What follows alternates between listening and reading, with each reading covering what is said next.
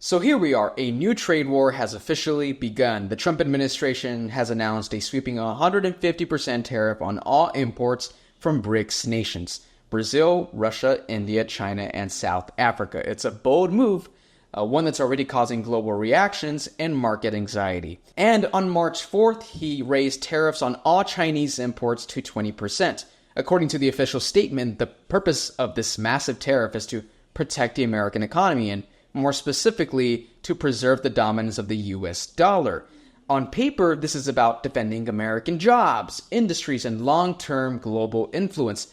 But in practice, there are serious questions about whether this strategy could actually end up accelerating the very decline it's trying to prevent. So when the Trump administration announced the 150% tariffs on BRICS imports, the message was clear. It was supposed to be this show of strength, and the goal was to hit back and punish these countries that were challenging the US-led system. So the plan, at least on paper, was quite simple. It was to undercut BRICS, make them pay, and in doing so, reinforce America's dominance over the global economy, over global finance. But now that dust has started to settle, and it's becoming clear that this bold move is already backfiring in ways Washington didn't anticipate. Rather than weakening BRICS or halting their rise, these tariffs are doing the complete opposite. They're accelerating the very changes the United States wanted to prevent. And instead of isolating BRICS, the United States is isolating itself. For example, when Donald Trump imposed tariffs on Chinese goods, China didn't just sit back and take the hits.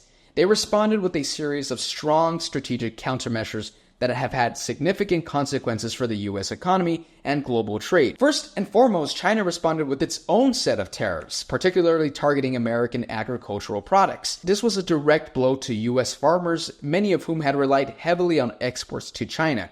Products such as soybean, pork, corn, wheat, and dairy were hit with high tariffs from China, effectively shutting many American producers out of one of their largest markets. As a result, prices for these goods dropped significantly in the US, leaving farmers struggling to stay afloat. The US government ended up providing billions in bailouts to American farmers to help offset these losses. So essentially using taxpayer money to clean up the mess caused by the tariffs in the first place. China also targeted American energy products such as coal, crude oil, and liquefied natural gas. These sectors had been seeing growth in exports to China before the trade war began. But the new tariffs slowed that momentum significantly in the US. Energy companies found themselves squeezed, losing a competitive edge in one of the world's biggest energy markets. And this is just China. A 150% tariffs on BRICS nations would be far worse. Let's start with the most immediate fallout: the impact on American businesses and consumers, because a 150% tariff doesn't just hurt the countries exporting to the US, it actually raises prices for everyone involved, especially the end buyer, so you and me. So a huge portion of the goods that Americans use every day, such as machinery, electronics, raw materials, food, a lot of this come from BRICS countries, like China, India, and Brazil. And so slapping massive tariffs on these goods doesn't just hit those exporters. It directly raises costs for US companies, especially those who depend on these imports to keep their businesses running. Take small businesses, for example. Stuart and Susan Rosen, they run a custom jewelry business in California, and when tariffs hit their imported products, they ended up with nearly $30,000 in extra costs. Their retail partners refused to raise prices, so the Rosens had to eat the difference, and cutting into their profits and putting more serious financial pressure on their business. Even discount retailers like Five Below weren't spared. They import about 60% of their merchandise from China, and because of the tariffs, they had to raise prices on some of these products, hurting the consumers who rely on affordable items. And in the auto industry, things are getting even worse. When the Trump administration slapped a 25% tariff on imported cars and parts, American manufacturers such as GM and Ford warned that vehicle prices would go up and that sales would likely fall. That's just a clear example of how tariffs hurt both the producer and the buyer. So now you've got higher import costs, more expensive components, and companies scrambling to adjust their supply chains. Most of these companies will try to pass on this expenses on the consumers, which means higher prices at the store. And when Americans see higher prices at the store, they will demand a higher salary to afford these new prices, and business owners and companies will have to raise their prices again to keep the business profitable. And this is basically inflation. Steve Mouse, co-owner of A.M. Mouse & Son, sells American cars: Chrysler, Dodge, Jeep, Ram. So is this an all-American vehicle? Yes, but that's actually a really good question. Like, for instance, the Wrangler on the show floor is built in Toledo, Ohio, and there's a number of parts made in Mexico. The reality of the modern auto supply chain means a large percentage of the parts in those cars came from elsewhere. Some people are buying very quickly because they're concerned that the prices are going to go up. During a promotion over the weekend, 52 people test drove a car with him in just 4 hours. Experts warn tariffs of 25% on foreign cars and car parts could increase the price of new cars by $5,000 to $10,000. Prices for used cars and car parts could go up too. So inflation gets worse and not better. And for the average American who's already dealing with rising costs across the board, this is just adding fuel to the fire. And all of this is being done to protect the US dollar's dominance, to keep the dollar dominant, to weaponize it against smaller countries and other countries who don't want to play by America's rule. And that's assuming that the BRICS nations will accept this and fold to the sanctions and to the tariffs, but they're not.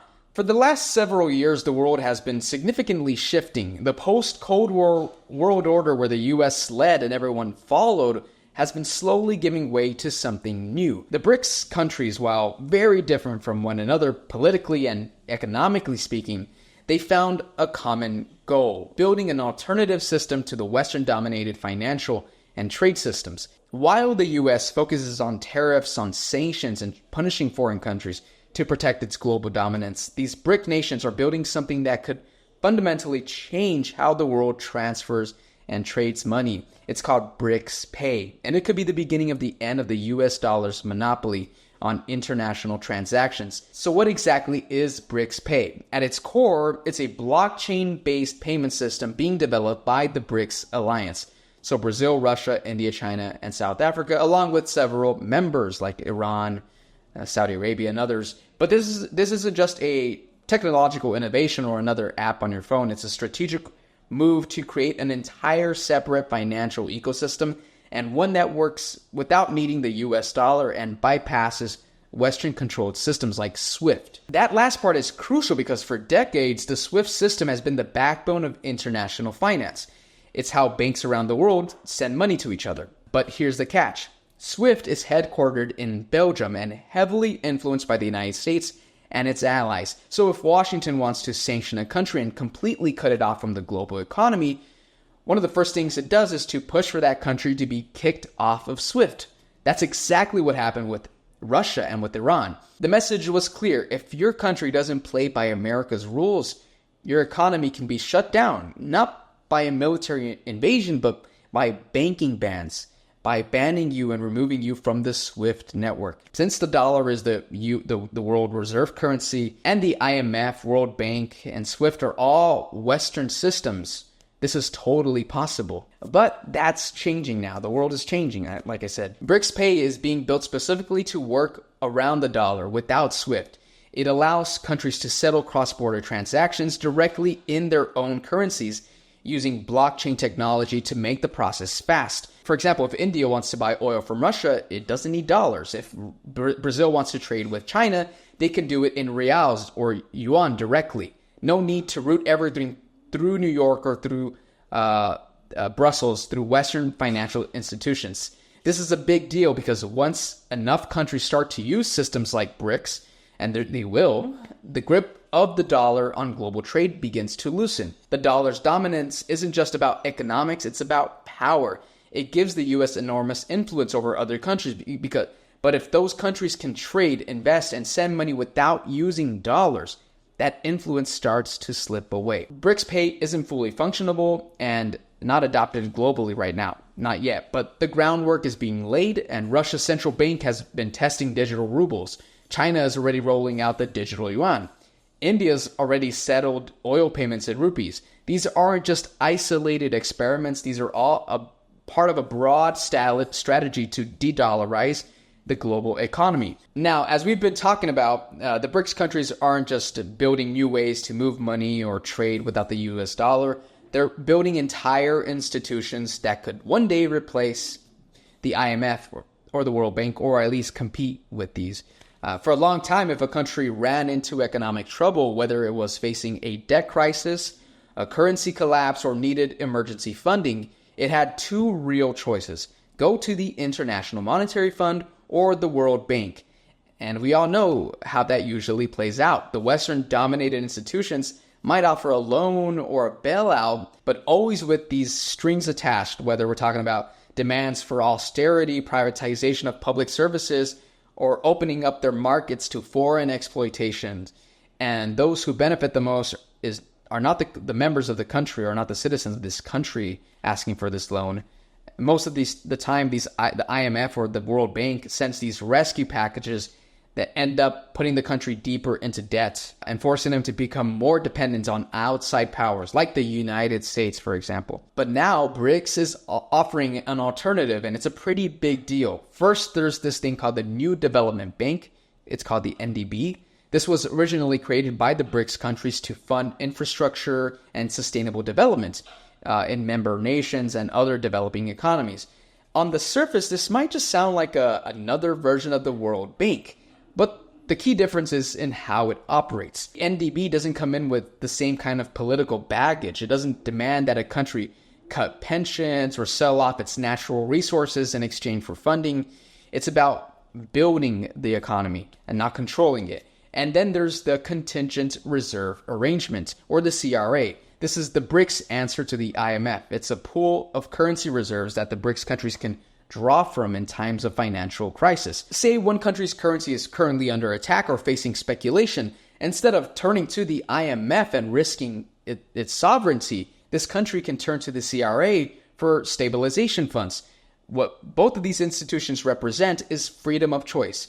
Countries in the global south now have real options. If they don't want Western imperialistic governments telling them how to run their economies or their countries, they have a different path. These BRIC nations are filling in each other's gaps, where when one country feels pressure, another steps in to trade and support, just like what China is doing with Russia, Russia doing with China. This is the exact opposite of what the US wanted. Instead of disrupting BRICS unity, the tariffs are pushing these countries further into each other's arms. Instead of preserving the dollar's dominance, they're giving other nations a reason to explore alternatives. It's making Washington look reactive and short-sighted and out of touch with the changing global landscape.